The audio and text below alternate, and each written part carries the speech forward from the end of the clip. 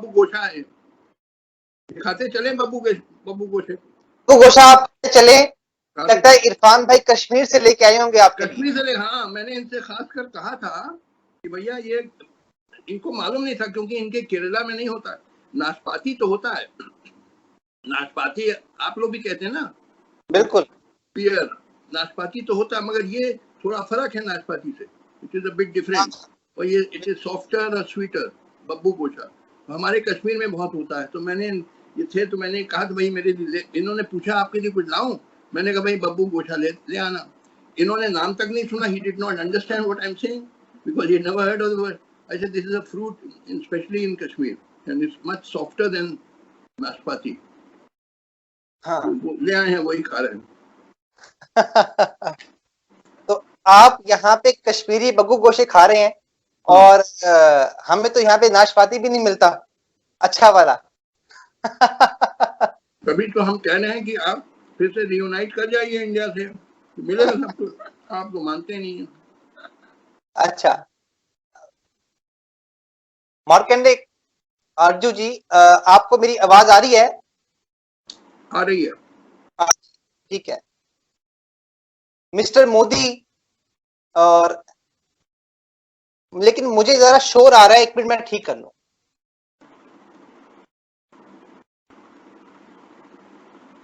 हमारी सोसाइटी जात पात और इंतहा पसंदी का शिकार क्यों होती जा रही है, इस हवाले से हमारे साथ बात करने के लिए आज मौजूद हैं जस्टिस मार्कंडे काटजू। आप ये बताइएगा कि मिस्टर मोदी, इमरान खान या फिर मुस्तफा कमाल पाशा, इनमें से कौन है जो हमारा बेहतरीन रोल मॉडल हो सकता है? इसमें सिर्फ मुस्तफा कमाल पाशा ही है।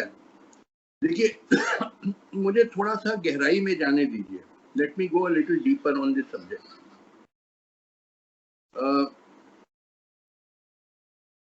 इस दुनिया में वास्तव में दो दुनिया है। This world is actually two world's.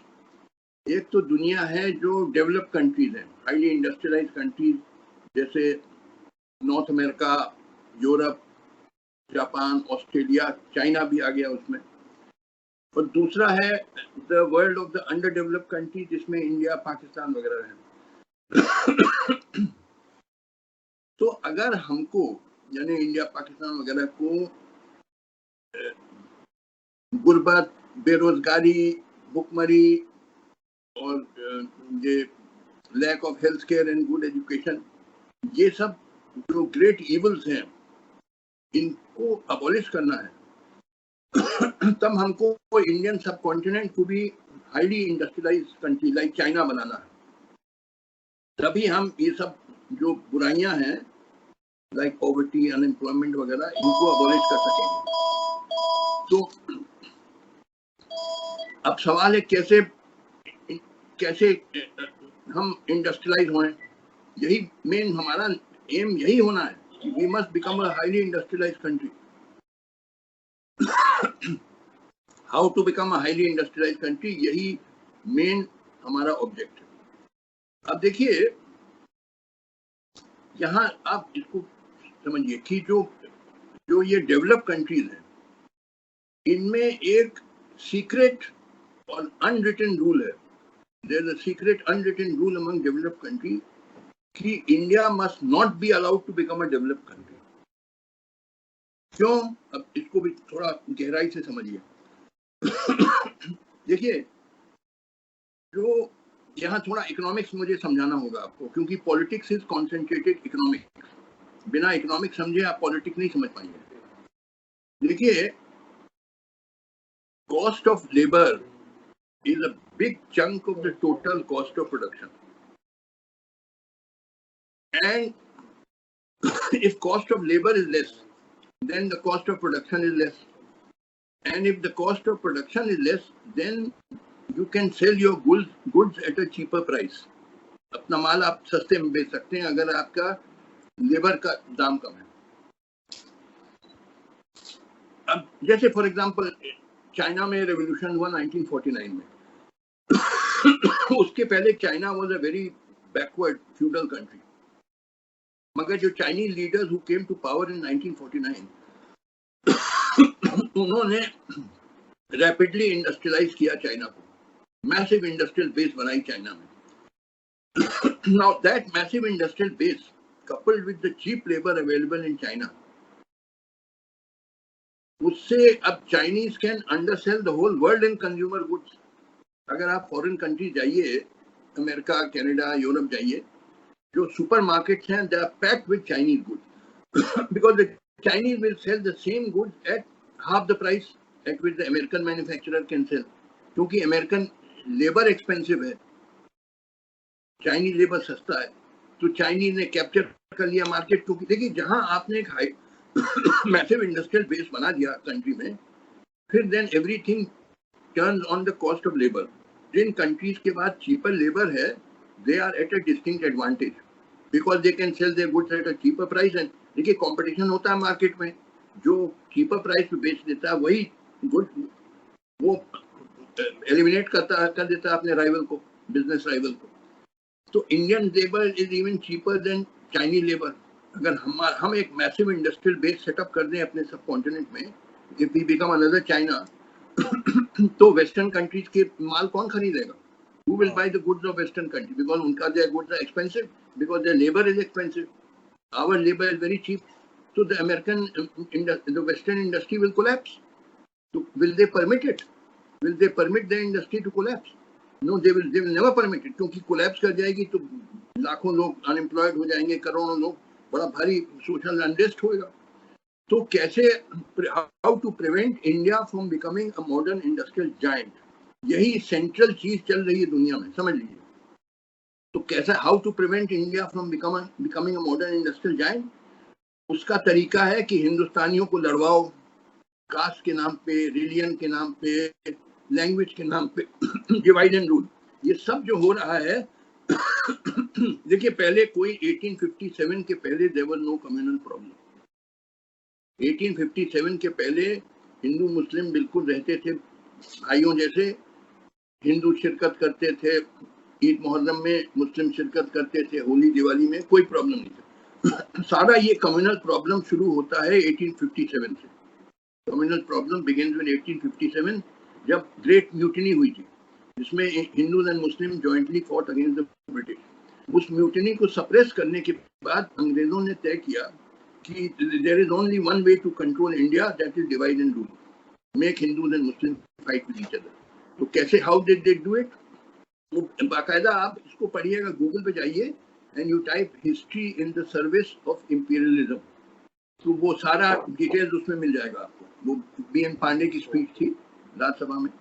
तो अंग्रेज क्या करते थे, ब्रिटिश कलेक्टर रात को चुपके से पंडित जी को बुलाते थे, पैसा देते थे, वो कहते थे कल से मुसलमानों के खिलाफ बोलो।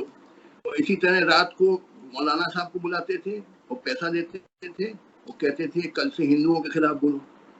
ये जहर बोते गए। फिर क्या करते थे, अपने एजेंट प्रोवोकेटर्स हायर किए अंग्रेजों ने, लोकल एजेंट। क्या है कि कोई रात को गाय काट दो और रातों रात मंदिर में फेंक दो और मंदिर के दीवार पे लिख दो अल्लाह अकबर, तो सवेरे हिंदू जगेंगे, कहेंगे सारे मुसलमान तो बदमाश होते हैं। या कुछ सुअर काटो रात को और मस्जिद में फेंक दो और मस्जिद के दीवार पे लिख दो जय श्री राम, तो मुस्लिम सोचेंगे सारे हिंदू बदमाश। देखिए ये जहर, this poison was deliberately injected from 1857। फिर 1909 में मिंटो मॉले रिफॉर्म्स आए, सेपरेट इलेक्टोरेट्स, कि Hindu can only vote for Hindu candidate, Muslim can only vote for Muslim candidate. फिर क्या हुआ, Aligarh Muslim university, Banaras Hindu university, ये बनाई गई। भाई university mean something universal for everybody, but to make Hindus and Muslim fight.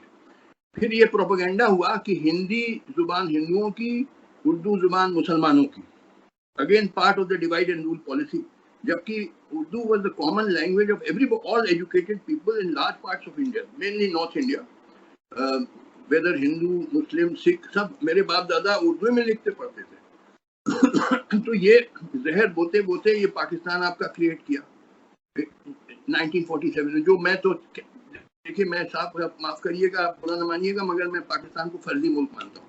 I don't regard it as a country. It is part of India and it is bound to reunite. We are one country. हम लोग का culture एक है. वो देखिए हम लोग, आप जानते किस जुबान में मैं आपसे बोल रहा हूँ? आप लोग उर्दू कहते हैं, ये उर्दू नहीं है.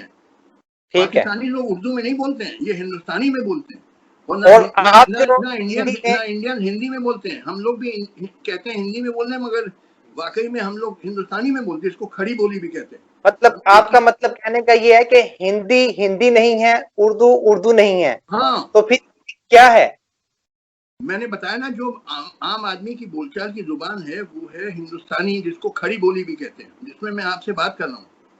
आप देखिए उर्दू में नहीं बोल रहे हैं. उर्दू के आप शायरी पढ़िए मीर और गालिब की, आप समझ नहीं पाएंगे, इतनी ज्यादा फारसी उसमें है. बिना अनलेस आप बहुत अच्छा जानते हो, आम आदमी उर्दू नहीं जानता है. और ना आम आदमी हिंदुस्तान में हिंदी जानता है. Hindi artificial language, artificially created language. मैंने बताया ना, एक बार आई वॉज अ जज ऑफ इलाहाबाद हाई कोर्ट. तो मैं बैठा था, तो एक वकील साहब हैं जो हिंदी में बहस करते हैं हमेशा. वो आए, उन्होंने मुझे पिटीशन दी. उसमें लिखा था प्रतिभू आवेदन पत्र. तो मैंने पूछा कि व्हाट इज दिस. मैं समझ नहीं पाया व्हाट इज दिस प्रतिभू. बोले इट मीन्स बेल. तो मैंने कहा बेल को बेल कहो या जमानत कहो. सब समझते हैं बेल, सब समझते हैं जमानत. पूरे हिंदुस्तान में सब समझते हैं, आपके पाकिस्तान में भी समझ. मगर प्रतिभू कोई नहीं समझता है. मगर क्योंकि जमानत फारसी लफ्ज है, तो फारसी से आपको हेट्रेड है, नफरत है. जितने फारसी जो देखिए जो बोलचाल की जुबान में आ गए हैं फॉरेन वर्ड्स, उससे आपकी लैंग्वेज कमजोर नहीं होती है. Your language does not become weaker by absorbing foreign words of foreign language. It becomes stronger. जैसे इंग्लिश में तमाम फॉरेन वर्ड्स आए, जर्मन से, फ्रेंच से, अरबिक से, हिंदुस्तानी से लफ्ज आए. 12 आप इंग्लिश डिक्शनरी देखिए, बाजार है, बिरयानी है, they have become part of the English language. इससे इंग्लिश लैंग्वेज ज्यादा मजबूत हुई है. तो गलत फहमी है कि अगर फारसी के लफ्ज आ गए हैं बोलचाल की जुबान में हिंदुस्तानी में, तो इससे हमारी जुबान कमजोर हुई है. मगर ये क्या कि साहब उससे नफरत है, तो आप हटाइए. जिला लफ्ज था यहाँ पे हिंदुस्तान में, जिला एवरीबॉडी नोज डिस्ट्रिक्ट, उसको हटा के जनपद किया गया हमारे हिंदुस्तान कई एरियाज में.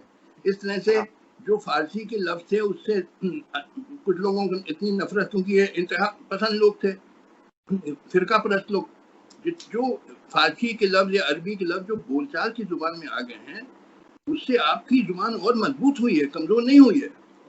ठीक है, आपने फिरका परस्त और जात पात की बात की यहाँ पे. हाँ. तो ये फिरका परस्ती और जात परस्ती ने पाकिस्तानी माशरे को या और हिंदुस्तानी माशरे को क्या बढ़ाया है आगे की तरफ, या इनको पीछे की तरफ धकेल दिया है? मैंने बताया ना कि ये पार्टीशन किया गया इसीलिए ताकि India should not emerge as a modern industrial giant and become a big rival to western industry. This was the reason why Pakistan was created, ताकि हिंदू मुसलमान लड़ते रहें, कमजोर रहें, और उनका वेस्टर्न पावर्स का डोमिनेशन रहे हमारे ऊपर. इस दौरान 72 साल हो गए ये हुए वे सारा वाकया पार्टीशन का. तो इस दौरान भी अभी तक जो हमारे दरमियान फिरका वारियत है और इंतहा पसंदी है, ये अभी तक खत्म होने का नाम नहीं ले रही. कोई फिरका तो क्या आप नहीं सुनिए, मेरी बात सुनिए, एक मिनट मुझे यहाँ रोकने दीजिए. हमारे यहाँ से हिंदुस्तान से लोग जाते हैं पाकिस्तान, हिंदू लोग जाते हैं, और उनको इतना प्यार मोहब्बत वहां मिलता है कि मैं बता नहीं सकता हूँ. कोई दुश्मनी नहीं है, ये बिल्कुल प्रोपेगेंडा, आर्टिफिशियली क्रिएटेड दुश्मनी है. हकीकत है कि हिंदू, ये आपके पाकिस्तानी लोग आते हैं इंडिया में, आप आए थे, आपको कितना प्यार मोहब्बत मिला होगा. क्या आपको किसी ने दुश्मनी इनका इजहार किया? हमारे यहाँ हिंदू लोग जाते हैं, इतना प्यार मोहब्बत इन्हें, उनकी फिर जब लौट के आते हैं पाकिस्तान से, उनका बिल्कुल ख्यालात बदले हुए होते हैं. उनकी यहाँ पे आपसे एक बात शेयर करूं, आपसे यहाँ बात शेयर करूं कि जब मैं हिंदुस्तान आया तो मुझे एक शख्स भी पाकिस्तान के खिलाफ नहीं मिला. सबने मुझे मोहब्बत दी, सबने कहा कि मेरे पिता का ताल्लुक लाहौर से है, किसी ने कहा पिंडी से है, किसी ने कहा मेरा ताल्लुक फैसलाबाद से है. तो यही वजह है कि आम जो लोग हैं वो एक दूसरे से प्यार मोहब्बत करते हैं. लेकिन क्या वजह है कि जब दुश्मनियां हैं हमारे दरमियान, ये क्यों है, या ये आर्जी हैं, अरे या दुश्मनी नहीं है ना, आपको आप समझने की कोशिश नहीं करें। ये दुश्मनी आर्टिफिशियली क्रिएटेड की जाती है by the develop countries through their agents. अपने ठीक है, एजेंट्स के थ्रू डेवलप कंट्रीज दुश्मनी परपेचुएट करते हैं ताकि हम लोग लड़ते रहें, and we should not emerge as a modern industrial giant of which we have all the potential now. देखिए 1947 में बहुत कम इंजीनियर्स थे और बहुत कम इंडस्ट्रीज थी, because British policy broadly was not to allow India to industrialise, otherwise India would become a rival industrial giant. So British kept us as feudal, हम जमींदारी सिस्टम कंटिन्यू किया, हमको पिछड़ा रखा, इंडस्ट्रीज हेवी इंडस्ट्री सेटअप नहीं करने दिया। मगर उसके बाद जब आज़ादी आई तो इंडिया में particularly Pandit Nehru modern minded आदमी थे, उन्होंने एक हेवी इंडस्ट्रियल बेस सेटअप किया। ये वो तो आज हजारों बड़े अच्छे इंजीनियर्स हैं इंडिया में और टेक्नीशियंस और साइंटिस्ट हैं, तो सिचुएशन बिल्कुल बदल गई है। Today we can rapidly become a modern industrial giant, मगर अगर हो गए then with cheap labour we will undersell the western countries. फिर उनका माल कौन खरीदेगा? उनका महंगा माल है क्योंकि उनका लेबर महंगा है। देखिए आप इसको चीज को समझते रहिए।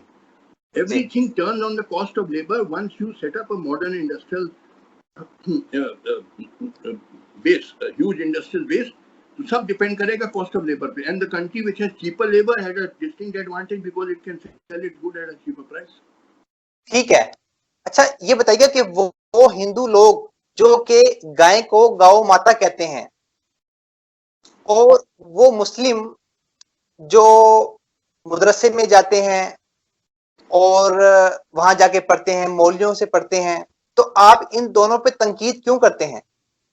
देखिए इस पे मैंने एक अभी फेसबुक पोस्ट डाला जिसमें एक शेर है, उसकी टाइटल भी रखी, जिसकी आंखों में ताब नजारा न हो उसको जलवा दिखाने से क्या फायदा। तो मैं क्या कर रहा हूँ, मेरा जो कई सालों से 10-20 साल से मैं एजुकेट कर रहा हूँ हिंदुओं को भी मुसलमानों को, दोनों को मैं कह रहा हूँ कि अपना ये माइंडसेट बदलो। जो ये पिछड़ी ख्यालात है, मैं हिंदुओं को कहता हूँ कि देखो गाय माता कैसे हो सकती है, कोई जानवर किसी इंसान की माता हो सकती है? बेवकूफ़ी की बात करते हो। मैंने कहा तुम्हारे साथ में गोबर भेजा है कि गोबर है, ऐसी बात कर रहे हो कि गाय माता है। माता कैसे हो सकती है? कोई जानवर इंसान की माता नहीं हो सकती। कहते हैं माता इसलिए हो सकती है, फिर कहते हैं वो बीफ खाना बुरी। मैंने कहा 90% दुनिया के लोग बीफ खाते हैं, तो ठीक है, वो बुरे लेकिन वो लोग ये हैं भी और कहते आप हैं, ही साधु संत हैं। हाँ वो ये भी कहते हैं काटजू जी, जस्टिस काटजू जी, कि जस्टिस काटजू जो हिंदू जो ये गौ माता को इसको गौ माता कहते हैं गाय को, उनका मौकफ कहने का ये है कि वो दूध देती है इसलिए वो माता है हमारी। देखिए इसका तो जवाब है फिर कि फिर बकरी भी माता, बकरी का भी लोग दूध पीते हैं, भैंस का भी पीते हैं, ऊंट का भी पीते हैं, और तिब्बत में याक का पीते हैं, कोई कहीं हिरन का पीते हैं, वो सब देवी देवता हो गए। ये बेवकूफ़ी की बातें हैं, this is all talking nonsense. और कहना कि बीफ खाना बुरी चीज़ है, देखिए 90% दुनिया खाती है beef, American, Europeans, Chinese, Arab countries, Russian, Australian और Turkey, Persia, Afghanistan, Pakistan, even Thailand, और इंडिया में Kerala, Goa, North East, West Bengal, तो वो सब बुरे लोग हैं और आप ही साधु संत हैं। बेवकूफ़ी की बात। देखिए आपको नहीं खाना मत खाइए, मगर बीफ खाना कोई बुरी चीज मैं नहीं मानता, क्योंकि गाय एक जानवर है, जैसे घोड़ा या कुत्ता होता है वैसे ही मैं गाय मानता हूँ। मैं कोई देवी वेवी नहीं मानता हूँ। I treat a cow is like a horse or a dog like any other animal. That is my scientific thinking का आदमी हूँ मैं, समझ लीजिए। I don't tolerate nonsense. तो ये मतलब आपका कहने का मतलब ये है, आज के जमाने में हमें तरक्की करने के लिए साइंटिफिक अप्रोच और मॉडर्न माइंडसेट को खुद पे इंप्लीमेंट करना पड़ेगा, तो ही हमारा जो सोसाइटी जो है ये तरक्की करेगी। बिल्कुल मैं कह रहा हूँ, यही मैं मुसलमानों से भी कहता हूँ, तुम लोग भी 90% Muslim are fools in this country. तुम लोग शरिया, बुरका, मदरसा, मौलाना, कोई मौलाना होते थे प्रॉफिट मोहम्मद के time? There were no Maulana at the time. ये कहाँ से पैदा हो गए? और शरिया बिल्कुल देखिए आउटडेटेड लॉ है. It was a law made in Arabia in 7th century. How can it apply in 21st century? Can you apply Manusmriti today? The law has to change with the change of times. How can you have a law of the 7th century today? उसमें तो है शरिया में stoning a woman to death for adultery, और हाथ काट दो चोरी की अगर, और निकाह हलाला आप तो जानते होंगे. ये सब नॉनसेंस है. It has to be all rejected. You have to have. I am a great supporter of uniform civil code. और फिर ठीक मैंने है. कहा ये बुर्का, मैंने कहा बिल्कुल बुर्का, देयर शुड बी फाइन्स. कुछ लोगों ने कहा there should be freedom of woman. If she wants to wear burqa, let her wear. If she does not want to wear, let her not. I said no, there should be no freedom. Too much freedom is also bad. ये पिछले backward practices को suppress करना होगा with force. तो feudal forces आपको freedom नहीं देनी है.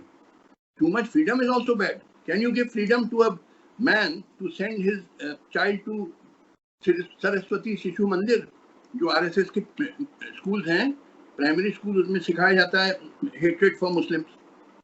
तो क्या आजादी मिलनी चाहिए बाप को? बिल्कुल नहीं मिलनी चाहिए. You must be forced to send your child to a modern secular school. कोई फ्रीडम नहीं. I don't believe in too much freedom. 90% people की जो माइंड है, दे आर लाइक चिल्ड्रन. 5 साल के बच्चे, इंडिया में भी पाकिस्तान में भी 90% people are full of casteism and communalism and their minds are like the mind of a 5-year-old child. तो क्या आप 5 साल के बच्चे को आजादी देंगे? नहीं. आपको बताना होगा ये कर सकते हो, ये नहीं. This you can do, this you can't do. You can't give freedom to children. So 90% of our people are like children. They can't be given freedom. They don't know what is good for them. They have to be, backwardness, feudalism must be suppressed by force. I am a supporter of dictatorship, like Mustafa Kamal. वो dictator था. उसने कोई बुर्का शरिया मदरसा नहीं चलेगा. I support dictatorship. I'm not in favor of democracy. Because democracy क्या मतलब है? It means these 5-year-old children will rule. 90% people have the mind of a 5-year-old child. ठीक है. हिंदुस्तान हो या फिर पाकिस्तान, दोनों मुल्क के जो लोग हैं वो मोहब्बत करते हैं तुर्की के साथ. लेकिन क्या वजह है कि जो तुर्की की रवायात हैं मुस्तफा कमाल की, उस पर चलने से घबराते हैं? इसकी क्या वजह है? क्योंकि उनके मन में ये सब बेवकूफी की बातें सिखा दी गई हैं कि मुस्तफा कमाल मुसलमानों का दुश्मन था. ये सिखाया गया. जबकि मुस्तफा कमाल ने जो किया, उसने देखा कि तुर्की कितना पिछड़ा है. और जूते सारे जो वेस्टर्न कंट्रीज हैं, इंग्लैंड, फ्रांस वगैरह, वो जूते मारते हैं तुर्की को. बल्कि वो ट्रीटी ऑफ सेवरेज हुई थी 1920 में. आप नोट करिए, SEVRES. उसमें ये वेस्टर्न पावर ने डिसाइड किया कि पार्टीशन कर देंगे तुर्की का. और उस पर जो तुर्की का सुल्तान ने भी साइन कर दिया, जो उनका एजेंट हो गया था. तो मुस्तफा कमाल ने कहा नहीं, I will not allow my country to be partition. जैसे इंडिया का पार्टीशन हो गया, उसने कहा आई विल नॉट अलाउ. और उसने देखा कि तुर्की को तो जात पड़ती है सब तरफ से. It was called the sick man of Europe. It was kicked around by all the western powers. तो उसने कहा it is because of our backwardness कि हम लोग जूते खाते हैं. तो उसने कहा we must modernise, that is the only way out. तो उसने सारा ये बैकवर्डनेस अबॉलिश करी. ये बुर्का शरिया मदरसा, उसने कहा कुछ नहीं, we have to set up modern school. उसने कहा लड़कियों को भी एजुकेशन मिलेगी. उसके पहले लड़कियों, in fact Turkey was the first country in which large scale women's education was introduced and women got vote. First country in the world in which women got vote. That was Turkey because of Mustafa Kemal. He said they will be treated equal to men. उसने बिल्कुल over within a few years नक्शा बदल दिया Turkey का. तो वहाँ India में भी एक मुस्तफा कमाल चाहिए. मैं कहता, अब मुझे तो देखिए दोनों तरफ से गालियां पड़ती हैं. हिंदू मुझे गाली देते हैं क्योंकि मैं गाय को माता नहीं मानता हूँ, बीफ खाने को बुरा नहीं मानता हूँ, तो मुझे हिंदुओं से गाली पड़ती है. मुसलमान मुझे गाली देते हैं, कहते हैं आप शरिया के अगेंस्ट हैं, बुर्का और मदरसा के अगेंस्ट है, तो मुसलमानों से मुझे गाली पड़ती. तो मैंने कहा भैया, मैं कभी कभी sometimes I feel I am hitting my head against a wall. मैं बिला वजह गधों को मैं एजुकेट करने के चक्कर में पड़ गया. I wasted so many years in trying to educate these idiots who have the mind of backward people. तो मैंने वो शेर लिख दिया, जिसके आंखों में ताबे नजारा न हो उससे ताबे जलवा नज़ार दिखाने से क्या फायदा? मैं जलवा दिखा रहा हूँ इन गधों को, हिंदुस्तान और पाकिस्तानी गधों को मैं जलवा दिखा रहा हूँ, तो मैं भूल गया कि इनकी आंखों में ताबे नजारा ही नहीं है। इडियट्स। ताप मतलब समझते ना, ताप मीन हीट, गर्मी, और नजारा। तो जब तक ताबे नजारा न हो तो उसको जलवा क्या दिखाऊं मैं बिला वजह अपना वक्त बर्बाद कर रहा था। ठीक होगी, ठीक होगी जस्टिस काटजू जी। काफी बात होगी है मेरा ख्याल से। हम तो अच्छा देखिए, इरफान, मैंने तो बना दिया एक Indian reunification association. I am confident but it will take time. 10, 15, 20 साल लगेगा। India, Pakistan, Bangladesh will reunite under आपके अ पास सेक्युलर गवर्नमेंट। बैठे हुए हैं इरफान पुल्लानी। हाँ, ये आइए इरफान। हाँ sir. Irfan is with me. He is from Kerala. Very fine person. He lived in Middle East. He was in Abu Dhabi or हाँ something. business in hi sir. Irfan भाई, आप भी आए हुए हैं कश्मीर से और तशरीफ रखते हैं यहाँ पे जस्टिस साहब के घर। तो आप जो बग्गू गोशा लेकर आए हैं कश्मीर से, तो क्या ये बग्गू गोशा कुछ स्पेशल चीज है कश्मीर की, या फिर हर तरफ मिलता है? अच्छा, actually Justice sir only told to get that. He liked it a lot, but I don't think this is that good or something, sir. Oh, very good. देखिए, ये तो ज्यादती नहीं हुई है कि हम पाकिस्तानी आप कश्मीरियों से इतनी मोहब्बत करते हैं और लेकिन आप सिर्फ बग्गू गोशे सिर्फ जस्टिस काटजू को खिला रहे हैं। Inshallah, I'll get it there also. Coming soon to Lahore. देखिए, ये बड़ी नाइंसाफी है काटजू जी कि आप अकेले अकेले बग्गू गोशे खा रहे हैं और पाकिस्तानियों के दिल जला रहे हैं। कश्मीरी हमारे साथ हैं, हम तो बग्गू गोशे खाते रहेंगे, तुम्हें नहीं मिलेंगे। देखिए साहब, ऐसा है, मैं पाकिस्तानियों से बड़ा प्यार करता हूँ, आप जानते हैं, और खासकर लाहौर वालों से मेरी बहुत ख्वाहिश है पाकिस्तान आने की, आप लोग सबसे आपके साथ बैठ के गुफ्तगू करने की, बातें करने की, मगर मुझे आपकी गवर्नमेंट वीजा कभी नहीं देगी, क्योंकि मैंने बार बार कहा पाकिस्तान कोई मुल्क नहीं है। It is a fake artificial country and it is part of India and it is bound to reunite with India like West and East Germany, which were partitioned for 45 years. तो हम एक मुल्क हैं। आप मेरा वेबसाइट देख लीजिएगा, उसका नाम है इंडियन रीयूनिफिकेशन एसोसिएशन .weebly.com। उसमें सारे मेरे आर्टिकल्स हैं। उसमें मैंने कहा हम we are one country, we are bound to reunite like west and east Germany, but it will take time, क्योंकि टू नेशन थ्योरी जो पार्टीशन का बेसिस था कि Hindu and Muslim are two separate nation, this was bogus. तो अंग्रेजों ने बनाई ताकि हम लोग को लड़वाते रहे हिंदू मुसलमानों को, तो हम पे हुकूमत करते हैं, और India should not be allowed to emerge as a modern industrial giant. पूरा खेल ये था। तो मगर एक न एक दिन हम लोग रियूनाइट करेंगे because we are one country. बहुत बहुत शुक्रिया काटजू जी, आपने हमें वक्त दिया और आपसे फिर बात होती है। Thank you. इनसे भी तो कह दीजिए। Sajjad bhai, हाँ, I'll call you in WhatsApp maybe हाँ, tonight. जी आप सुन पा रहे हैं इरफान भाई, जरा सामने आ जाएं स्क्रीन के और सामने, पास में जाइए। हम आपको नहीं छीनते। I'm saying मैं कॉल करूंगा आपको आज नाइट में भी। हाँ हाँ हाँ, मैंने कहा बड़ा अच्छा लगा इरफान भाई, तो आप आए और आपसे बात हुई, लेकिन यहाँ देखा हमने कि जस्टिस जो साहब हैं जस्टिस मार्कंडे काटजू, उन्होंने तो कश्मीर पे कब्जा किया हुआ और इसी को दिल्ली को इन्होंने कश्मीर का गढ़ करार दिया और अकेले अकेले बग्गू गोशे खा रहे हैं। अरे मैं तो लाहौर का कब्जा करना चाहता हूँ। मैंने कहा कि देखिए साहब, ऐसा है, हम कश्मीर आपको दे देंगे एक शर्त पे कि आप हमको लाहौर दे दीजिए। give us Lahore, we will give you. You are very keen for Kashmir. All right, we'll give you Kashmir. In return, you give us Lahore. अगर आप राजी हैं इस पे, तो are you जी agreeable? बिल्कुल, आप मैं कहता हूँ कि बल्कि पूरा हिंदुस्तान ही इस तरफ आ जाए हमारी तरफ। नहीं, वो तो बाद में होगा। अभी देखिए, अभी इसका फर्स्ट स्टेप होना चाहिए कि आप बहुत कीन है कश्मीर के लिए और हम कीन है लाहौर के लिए, तो आप ले लीजिए, यू टेक कश्मीर भी एंड गिव अस लाहौर तो that will be the first step. बाद में देखा जाएगा, later on we will see. इस पे आप लोग राजी हैं? इस पे आर यू एग्रीबल? बिल्कुल, हम कश्मीर समेत पूरे हिंदुस्तान पे राजी हैं। बहुत बहुत शुक्रिया। और आपसे बात हुई, अच्छा लगा। तो जाते जाते हमें कोई आप अच्छा सा कोई गाना सुना दीजिए, जिसे सुन के दो दिलों के दरमियान मोहब्बतें परवान चढ़े और हमारे दरमियान जो सोए हुए जज्बात है मोहब्बतों के, वो फिर से जाग उठे। क्या बताएं, ख्यालों में किसी के इस तरह आया नहीं करते, किसी को बेवफाया